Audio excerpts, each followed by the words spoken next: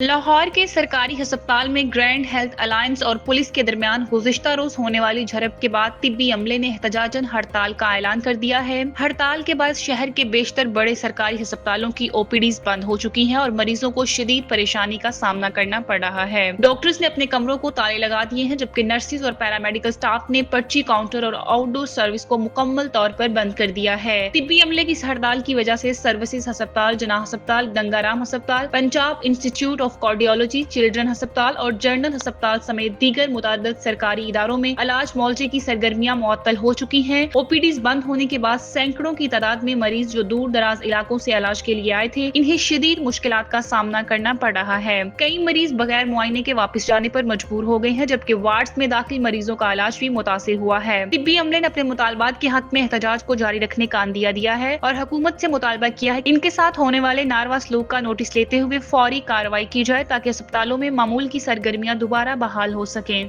वफाकी वजीर दाखिला मोहसिन नकवी ने अक़वाम मुत्तहिदा के अंडर सेक्रेटरी जनरल बराए मिशन जनरल जीन लाखवा से मुलाकात में कहा कि पाकिस्तान अक़वाम मुत्तहिदा की मिशन में भरपूर काम रहा है और आगे अपना मौसर किरदार आइंदा भी जारी रखेगा।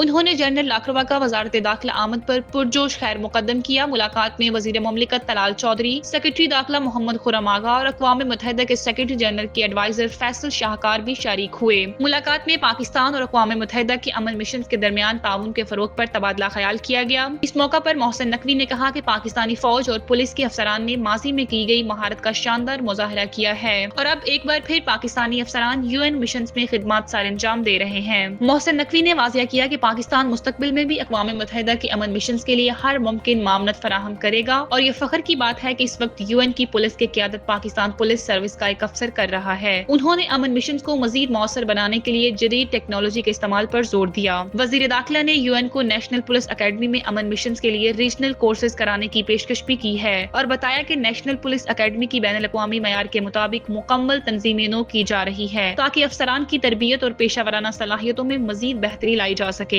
साथ ही उन्होंने इस बात पर भी जोर दिया कि अक़वाम मुत्तहिदा की जेंडर पॉलिसी के तहत खवातीन को पुलिस सर्विस में मसावी मौके फराहम किए जा रहे हैं। अंडर सेक्रेटरी जनरल जनपी लाखवा ने पाकिस्तान पुलिस अफसरान की यूएन वापसी को खुशाइंद करार देते हुए इस ज़मन में वफाकी वजीर दाखिला मोहसिन नकवी की जाती काविशों को सराहा। उनका कहना था कि अक़वाम मुत्तहिदा की अमन मिशन दुनिया भर में मुश्किल तरीन हालात में भी अमन के क़याम के लिए सरगर्म अमल है और पाकिस्तान का किरदार इस सिलसिले में इंतहाई अहमियत का हामिल है। पाकिस्तान तहरीक इंसाफ ने गुज़िश्ता एक साल के दौरान आम इंतखाबात की शफाफियत, हुकूमत की तब्दीली और मुबैना धांधली की मुकम्मल तहकीकात जैसे अपने बुनियादी मुतालबात से बतदरीज पीछे हटते हुए अब अपनी तमाम तर तवज्जो पार्टी क़यादत खुसूसन इमरान खान की रिहाई और मुश्किल सियासी माहौल में पार्टी की बका पर मरकूज कर दी है। पार्टी ज़राए के मुताबिक तहरीक इंसाफ की आला क़यादत अब ये तस्लीम कर चुकी है कि रियासती इस्टेब्लिशमेंट के साथ बराह रास्त महाजराई एक बेनतीजा हिकमत अमली थी जिसने पार्टी को नुकसान पहुँचाया। पीटीआई की कई सीनियर शख्सियात ने पसे पर्दा गुफ्तगू में एतराफ किया है कि इस्टेब्लिशमेंट के साथ एतमाद की बहाली मुमकिन दिखाई नहीं देती और फिलहाल कोई ऐसी खुफिया डील कारगर नहीं जो इमरान खान को डियाला जेल से रिहाई दिलाकर दोबारा इक़्तिदार तक पहुंचा सके। पार्टी की एक मरकजी रहनुमा ने नाम जाहिर न करने की शर्त पर बताया है कि मौजूदा हालात में तहरीक इंसाफ के लिए सबसे मौजू हिकमत अमली सियासी बका की है बजाय इक़्तिदार की फौरी ख्वाहिश के।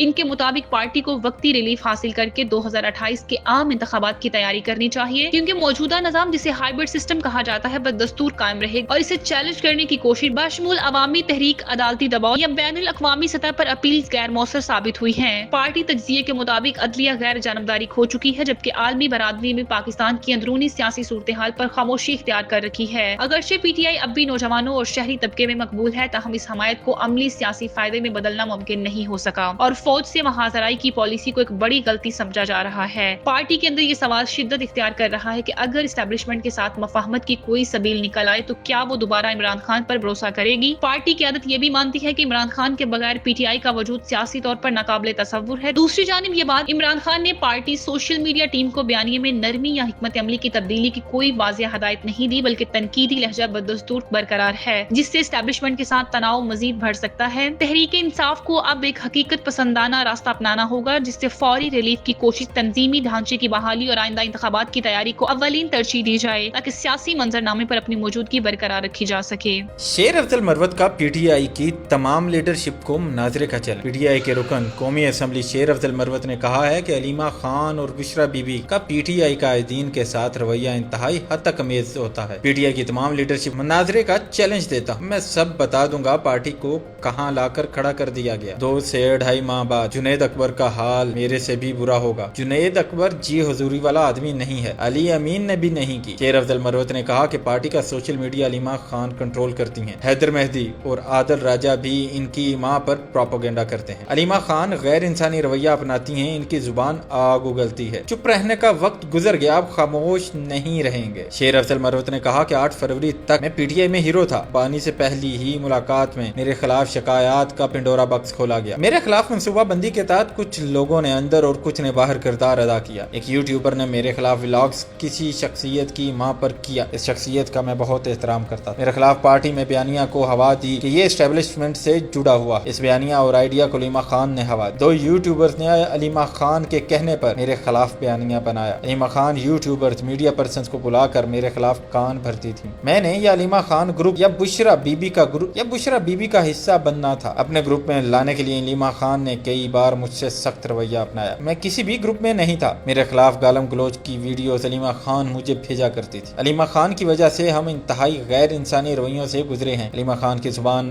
آگ اگلتی تھی، اس وجہ سے قطع تعلق کیا۔ میں نے بانی پی ٹی آئی کو علیمہ خان کی شکایت کی۔ 29 لوگ اس دن ٹرائل میں موجود تھے۔ میں نے کہا ہمیں گالم گلوچ بھیجتے ہیں، ہر چیز میں مداخلت ہے۔ بانی نے کھڑے ہو کر کہا کوئی بھی علیمہ خان کا فون نہیں سنے گا۔ امریکہ نے چینی جہاز سازی کی صنعت کے اثرات کو محدود کرنے اور اپنے بحری شعبے کو فروغ دینے کے لیے نئی بندرگاہی فیسوں کا اعلان کر دیا ہے۔ امریکی تجارتی نمائندے جیمسن گیر کے مطابق یہ اقدام ملک کی اقتصادی سلامتی اور آزاد تجارتی نظام کو برقرار رکھنے کے لیے ضروری ہے۔ نئے اصولوں کے تحت چینی ساختہ یا چینی کمپنیوں سے منسلک بحری جہازوں پر فی ٹن فیس لاگو کی جائے گی، جو سال میں 5 بار ان کے امریکی دوروں پر وصول کی جائے گی۔ تاہم یہ فیس ہر بندرگاہ پر لاگو نہیں ہوگی۔ چین سے آنے والے بحری جہازوں اور چینی ساختہ جہازوں کے لیے الگ الگ فیسیں مقرر کی گئی ہیں، جن میں وقت کے ساتھ ساتھ اضافہ کیا جائے گا۔ یہ فیسیں صرف چین سے متعلقہ جہازوں تک محدود نہیں بلکہ تمام غیر امریکی ساختہ کار کیریئر ویسلز بھی اس دائرہ کار میں آئیں گے، جن پر فیس کا اطلاق 180 دن بعد ہوگا۔ مزید یہ کہ مائع قدرتی گیس لے جانے والے جہازوں پر بھی نئی فیسیں لگائی جائیں گی، جن کا اطلاق 3 سال بعد شروع ہوگا۔ تاہم یہ فیسیں عظیم جھیلوں کی شپنگ، کیرابین علاقوں یا امریکی علاقوں پر لاگو نہیں ہوں گی جہاں سے سامان کی بڑی مقدار برآمد نہیں کی جاتی یا جو امریکہ خالی آتے ہیں۔ پاکستان سپر لیگ سیزن 10 میں کراچی کنگز کے فاسٹ بولر حسن علی نے شاندار کارکردگی دکھاتے ہوئے لیگ کی تاریخ میں سب سے زیادہ وکٹیں حاصل کرنے والے بالر کا اعزاز اپنے نام کر لیا ہے۔ یہ اعزاز انہوں نے کراچی میں کوئٹہ گلیڈیٹرز کے خلاف کھیلے گئے میچ میں حاصل کیا، جہاں انہوں نے 3 اہم کھلاڑیوں کو پیویلین کی راہ دکھائی اور میچ میں کراچی کنگز نے پہلے بیٹنگ کرتے ہوئے 7 وکٹوں کے نقصان پر 175 رن اسکور کیے۔ جواب میں کوئٹہ گلیڈیٹرز کی ٹیم ہدف کا تعاقب کرتے ہوئے 20 اوورز میں 9 وکٹوں پر صرف 119 رن ہی بنا سکی اور یوں کراچی نے یہ میچ 56 رن کے واضح فرق سے جیت لیا۔ اس میچ کے دوران حسن علی نے کوئٹہ کے بلے باز حسن نواز کو صرف 1 رن آؤٹ کر کے